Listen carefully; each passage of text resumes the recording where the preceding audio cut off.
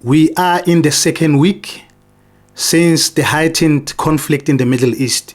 I want us to also look at that specific region, the Middle East, in terms of why is it so important. So for the longest time, the USA has had an interest in that region, and I'll unpack that as we go along. And by nature of the Americans or America itself, they like to assert dominance. They like to assert control. Civilians get targeted in the mix of it. I mean, there's widespread loss of lives. People have died. There's no way you're going to start to see interest rates come down.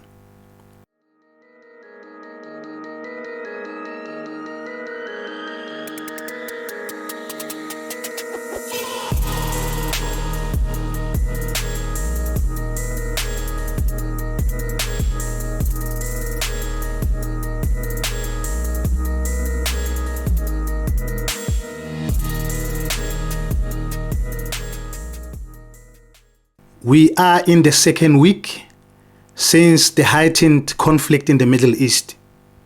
Like many of South Africans or anyone else in the world, you're probably asking yourself, why is it that when there's these type of conflicts, even if they are happening very far away from where you are at the moment, why is it that the impact somehow hits you? It hits you either through the price of petrol or gas, or oil itself going up significantly. It can hit you through the cost of certain goods and services becoming more expensive. It can hit you through the rate of exchange being weak against major currencies, and thus impacting the price of imported goods. So we are going to unpack that in this episode. I want us to also look at that specific region, the Middle East, in terms of why is it so important? Because if it was not key or important economically, whatever that is happening there would not impact anyone else except the people in the region.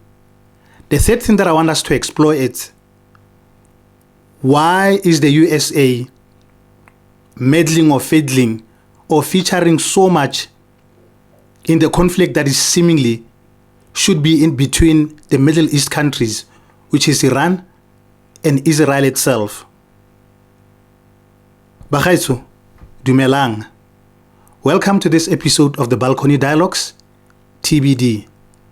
I am Katlego, and we're going to talk the business or the economics of wars and conflicts in 2026. For context, I want us to start with exploring geography of the Middle East itself, because it will make it easy for you to understand the conflict better and why is it happening, and why is it that if the conflict is between Israel and Iran, why then there's other countries caught in the mix, right? So if you look at the map of the Middle East itself, Israel is far in the west of the Middle East. So it's right at the end, which makes it very closer to Europe and Africa at the same time. So if you look in the map, you'll see that Israel looks like it's a stone throw into Africa and stone throw into some of European countries. On the other hand, Iran is far on the east of the Middle East, right? So it's right at the end. So what I'm trying to say is the distance between Israel and Iran itself, in between, there are actually countries. So there's Iraq in between, there's Qatar, there's Bahrain, there's Dubai or the UAE, there's Saudi Arabia, there's Oman, there's Yemen, there's Bahrain, there's all these busy Middle East countries which have grown so much economically over the years, which are now caught in the crossfire. And I want to unpack how that is happening. So for the longest time, the USA has had an interest in that region, and I'll unpack that as we go along. They've had an interest in that region to a point where they've made sure that they have military presence in most of the Middle East countries. So they've got military bases in Israel itself, Qatar, Dubai, Saudi Arabia, Bahrain, Qatar, Oman. So majority of these countries, they host military assets that belongs to the USA. They host employees and troops who are USA based, because I saw in a video they were unpacking the total number of people actually who are American and based there. So they say it's about 45,000 of people or staff complement, purely American, who are either troops or the army, and civilians who work for the American government. So you would not invest in armaments, technology, assets in the region and spend so much amount of money that goes into a budget when you are not keen or you don't have direct interest in that region.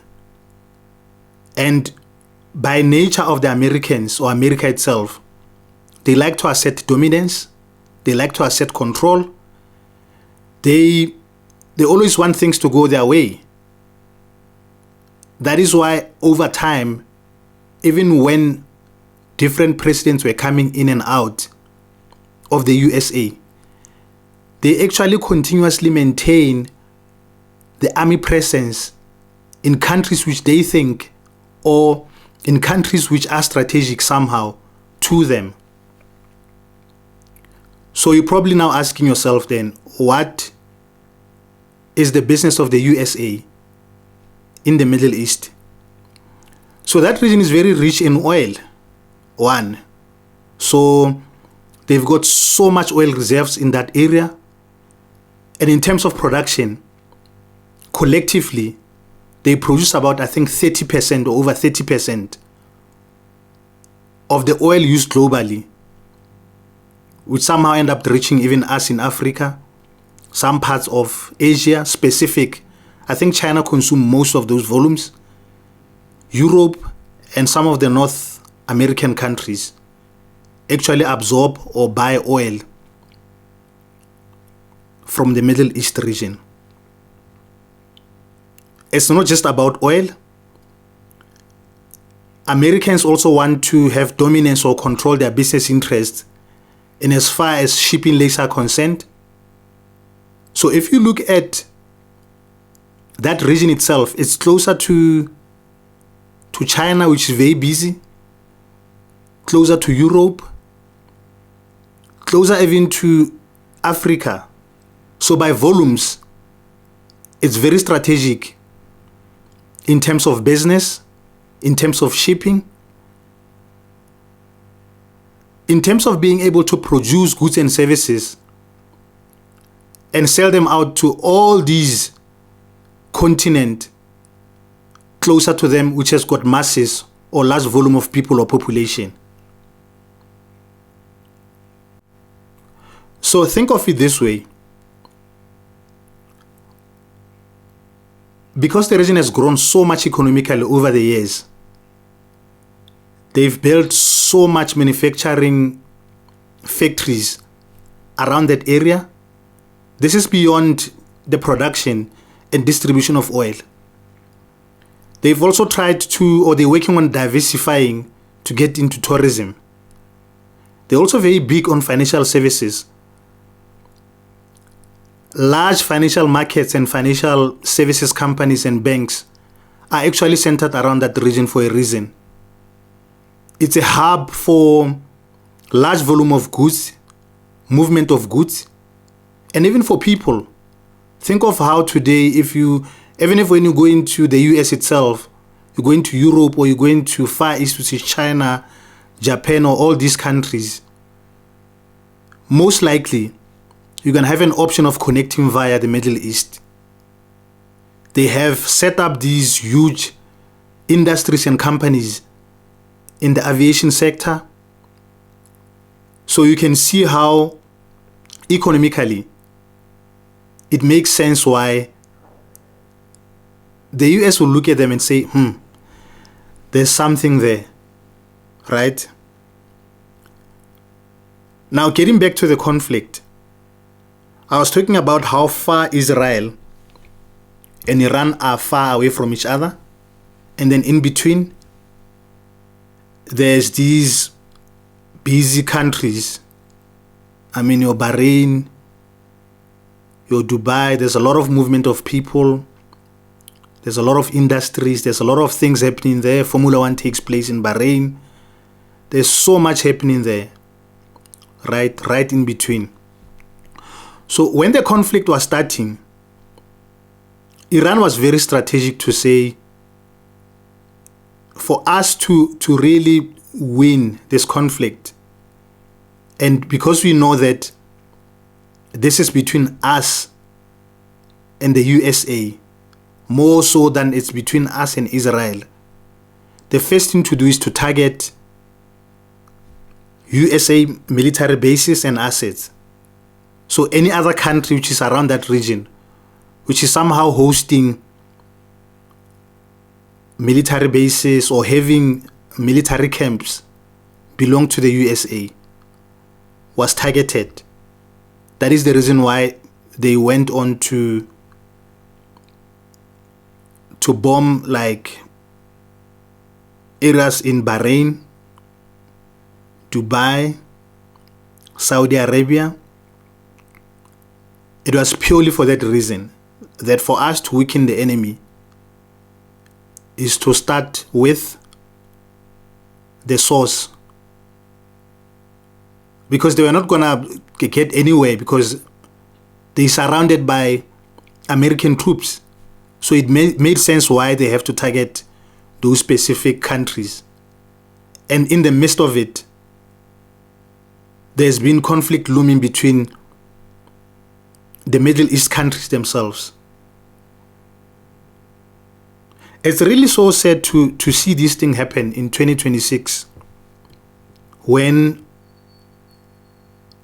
people should have dialogue, people should get in rooms and discuss and talk issues through. Because the history of wars and conflicts has taught us that civilians get targeted in the mix of it. I mean, there's widespread loss of lives. People have died.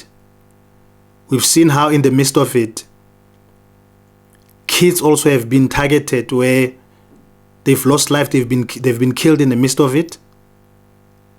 Families are misplaced. Hospitals have been bombed and collapsed. Supply chain routes, they've come to a standstill. And we do know for a fact that in the midst of wars, there's a lot of psychological trauma that's going to go for generations.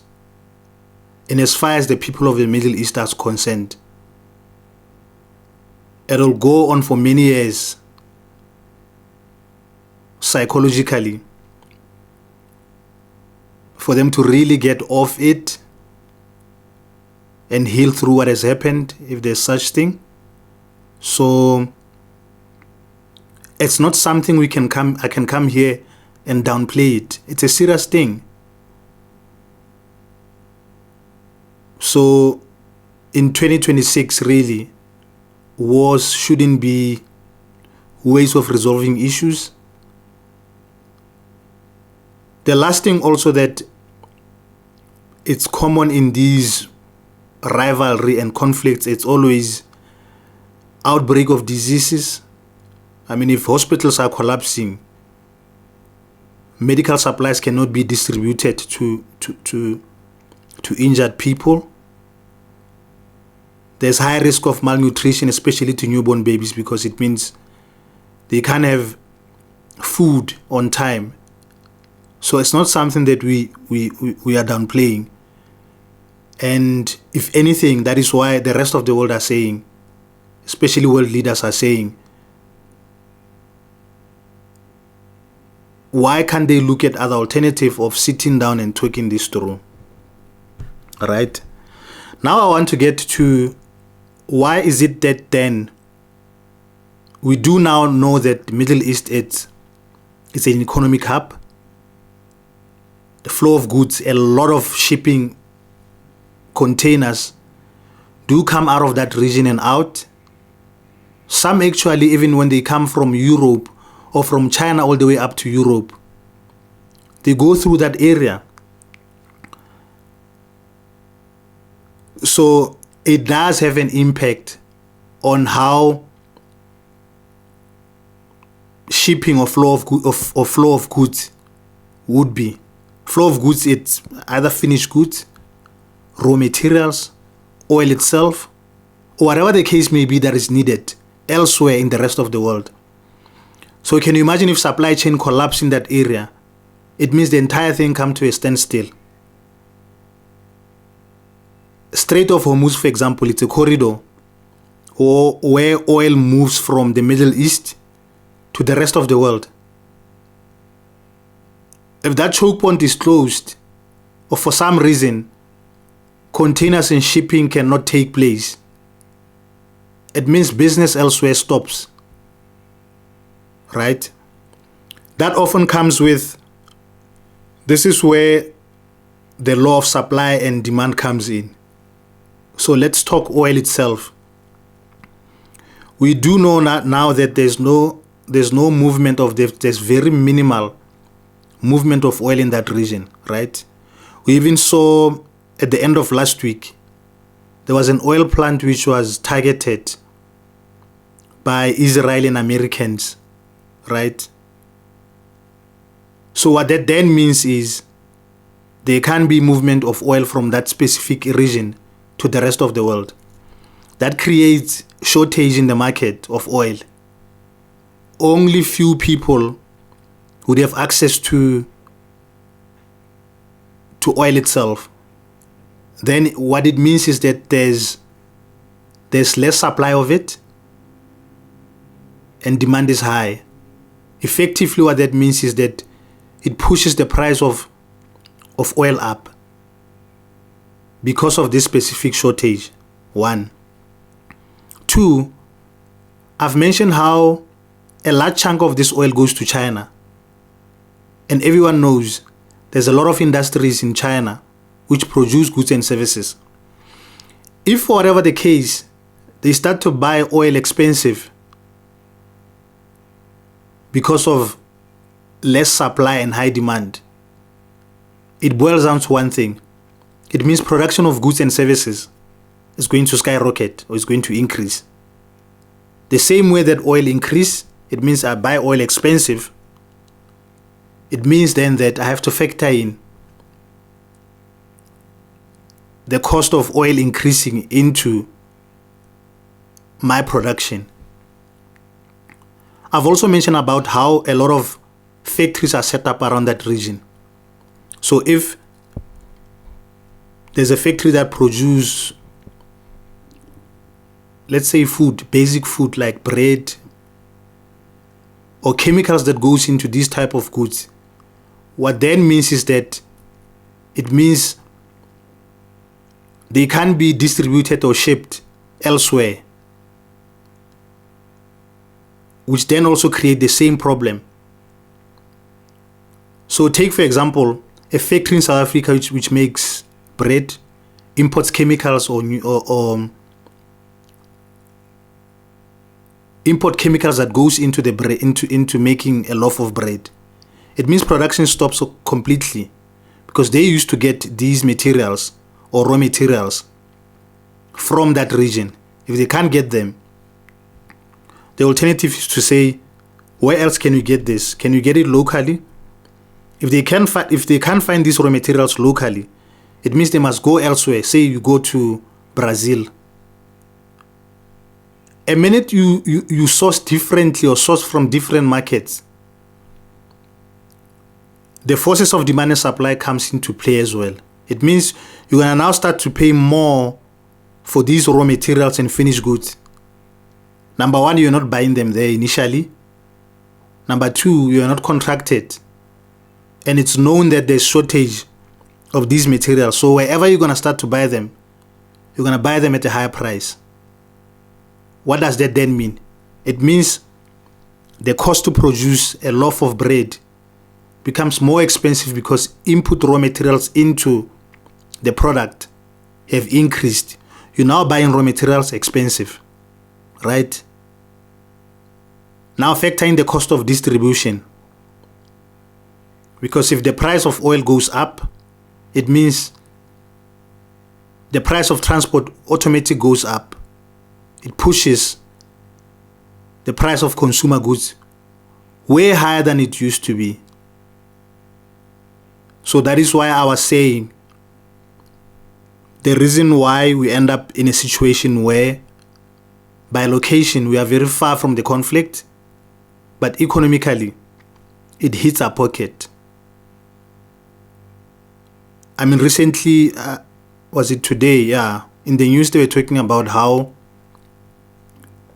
some of the airlines in South Africa, domestic, they are going to introduce like war surcharge. So if you want to fly from here to Cape Town, you are going to pay for your flight ticket. In addition to that, there's a specific charge called war surcharge that you are going to pay in addition to the normal price of a flight ticket from here to Cape Town. So do you see how that hits into your pocket, even if you're not closer to the conflict itself? For shipping companies which are able to move around, to move goods and services around, they are also paying a surcharge, a war surcharge fee. It's very expensive. So for you to move a container from China into South Africa or from Europe into South Africa, they've also built in that. So it pushes the price of importing goods via import cost or sea freight cost or air freight cost, whatever you want to call it. As soon as that goes up, whether you like it or not, it's going to be passed on to the end consumer, who is you and I. So this is how it's going to impact us. And in context of SA, by late last year, we were so excited of how inflation has come down, and we had started to see interest rates coming down as well, meaning we were starting to see more money in consumers' pockets. So in a space of 3 months, everything is flipped upside down.